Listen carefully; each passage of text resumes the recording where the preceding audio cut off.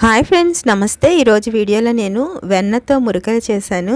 ఇవి చాలా క్రిస్పీగా టేస్టీగా చాలా బాగున్నాయి. ఒకసారి మీరు కూడా ట్రై చేయండి. అలాగే ఇవి ఆయిల్ని అయితే అస్సలు పీల్చుకోలేదు. చూడండి, ఆయిల్ పీల్చుకోకుండా చక్కగా మనం ఇలా జంతికలు చేసుకోవచ్చు. చూడండి ఎంత క్రిస్పీగా వచ్చినాయో. మనం అలాగే ఇది ఎలా చేసుకోవాలో ఈ వీడియోలో చూద్దాం. నేను ఇక్కడ ఒక 3 గ్లాసుల వరకు నేను పొడి బియ్యం పిండి తీసుకుంటున్నాను ఫ్రెండ్స్.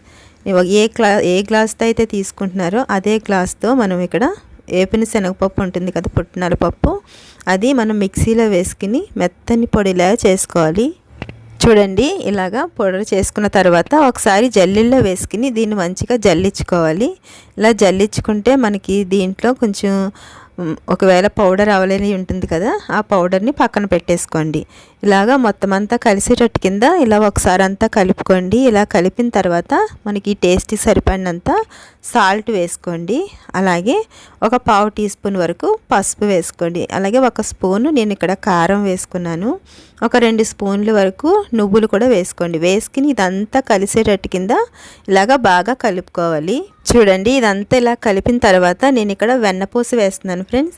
ఇలాగా వెన్నపూస వేసుకుని చేసుకుంటే చాలా బాగుంటాయి. ఇలాగ వేసుకున్న తర్వాత ఇలాగా మొత్తం అంతటిని ఇలా కలుపుకొని, ఒకవేళ మీ దగ్గర వెన్న లేకపోతే బటర్ ఉంటుంది కదా, మామూలుగా మనం స్టోర్ నుంచి తెచ్చుకున్నది, అదైనా వేసుకోవచ్చు, ఆయిల్ అయినా కాచి వేసుకోవచ్చు. ఇలా కలిపిన తర్వాత మనకి నేను వేడి నీళ్ళు వేస్తున్నాను. వేడి నీళ్ళు వేసుకుని ఎప్పుడైనా సరే మన జంతికలు చేస్తే చాలా గుల్లగా వస్తాయి. ఒకసారి ఇలాగా ఒక గట్టి తీసుకుని బాగా ఇదంతా కలిసేటట్టు కింద కలుపుకోవాలి.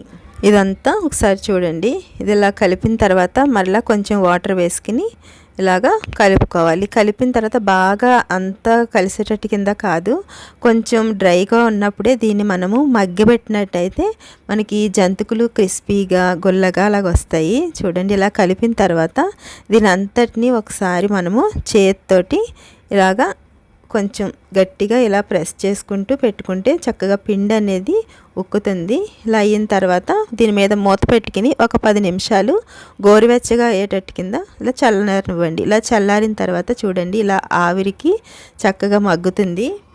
ఇప్పుడు దీన్ని మనము ఒకసారి ఇలాగ అంతా కలిపిన తర్వాత ఒక పక్కగా పెట్టుకోండి. ఎందుకంటే మనం పిండి అంతా ఒకేసారి కలుపుకోకుండా మనకి జంతికలు గొట్టంకి ఎంతైతే సరిపోతుందో అంతా మనము కొంచెం వాటర్ వేసుకుంటూ కలుపుకుంటే కనుక బాగుంటుంది. చూడండి, జంతికలు అనేవి చక్కగా క్రిస్పీగా వస్తాయి. దీనిలో కొంచెం వాటర్ వేసుకోండి. మనం వేడి చేసుకున్న వాటర్ ఉంది కదా, ఇది ఇప్పుడు గోరువెచ్చగా అయిపోయినాయి. అవి వేసుకుని ఇలాగా కలుపుకోవాలి. ఇలా కలిపిన తర్వాత మనం జంతికలు గొట్టం ఉంటుంది కదా, దానికి ఒకసారి ఆయిల్ రాస్తే సరిపోతుంది. ఆయిల్ రాసిన తర్వాత మనం ఈ పిండి అంతటిని కూడా వేసేసుకోవచ్చు. అలాగే ఇలా చేసిన తర్వాత మనం ఈ జంతికలు గొట్టంలో పెట్టుకోవాలి. నేను ఇక్కడ 3 హోల్స్ ఉంటాయి కదా, అది పెట్టుకున్నాను. ఇలా పెట్టుకున్న తర్వాత మనం ఇలాగా జంతికలు వేసేసుకోవడమే. చూసారు కదా ఫ్రెండ్స్, మీకు నా వీడియో నచ్చినట్లయితే ప్లీజ్ లైక్ చేయడం మాత్రం మర్చిపోవద్దు.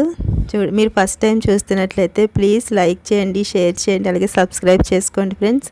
చూడండి, ఇప్పుడు ఆయిల్ హీట్ అయిన తర్వాత మనం జంతికల్ని కొంచెం ప్లేట్లో వేసుకుని అలా చేసుకున్నట్టయితే మనకి చాలా ఈజీగా అవుతుంది. ఇలాగా వేసేసుకోవడమే. చూడండి, ఇలాగా క్రిస్పీగా ఫ్రై చేసుకుని ఒక ప్లేట్లోకి తీసేసుకోవడమే. చూసారు కదా ఫ్రెండ్స్, ఎంత క్రిస్పీగా వచ్చినాయో. టేస్ట్ కూడా చాలా బాగుంది. ఒకసారి మీరు కూడా ట్రై చేయండి. Okay friends, thanks for watching.